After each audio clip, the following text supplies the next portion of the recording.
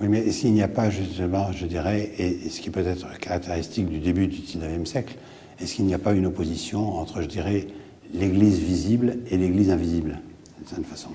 Ça, c'est tout le thème de l'illuminisme et des théosophes qui, justement, vont essayer de se placer en dehors des églises, puisqu'on va retrouver, finalement, dans toute cette mouvance, à la fois des catholiques, des protestants, qui vont essayer d'aller au-delà de toutes ces différences et vont plutôt, justement, faire appel à cette notion d'église intérieure, cette église invisible dans laquelle chacun peut communier, justement, par une démarche intérieure, en faisant fi de tout ce qui est dogmatique.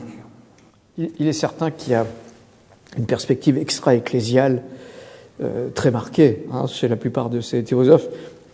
Eckarthausen, dans La nuée sur le sanctuaire, emploie l'expression « église invisible », mais on peut considérer déjà que Bohm a eu quelques ennuis avec son pasteur pour les mêmes raisons, comme saint Martin lui-même se mettra en retrait de l'église visible, entre guillemets, en considérant que le sacerdoce peut être réalisé par n'importe quelle âme en attente de Dieu et que l'onction sacerdotale peut descendre sur n'importe quelle âme dans un ministère de grâce qui passe, non pas à côté, mais à travers les institutions, et en particulier l'institution ecclésiale.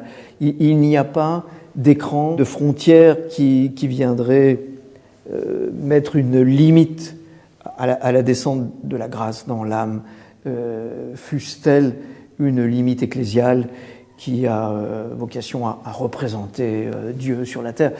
Chez saint Martin, dans le ministère de l'Homme-Esprit, il a des passages terribles sur le catholicisme et le christianisme. Il fait un comparatif.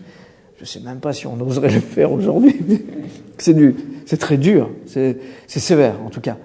Et ça correspond relativement à ce que pense saint Martin, puisqu'il regardait les prêtres sans haine. Il fréquentait la paroisse Saint-Roch, laquelle il entrait parfois. Il assistait à certaines cérémonies d'église en y disant un certain bien. Il avait assisté à une communion un jour en disant ce que peut proposer l'Église est quand même un élément à ne pas négliger. Cela dit, il considérait quand même que les prêtres avaient oublié ce qu'était la substance du sacerdoce.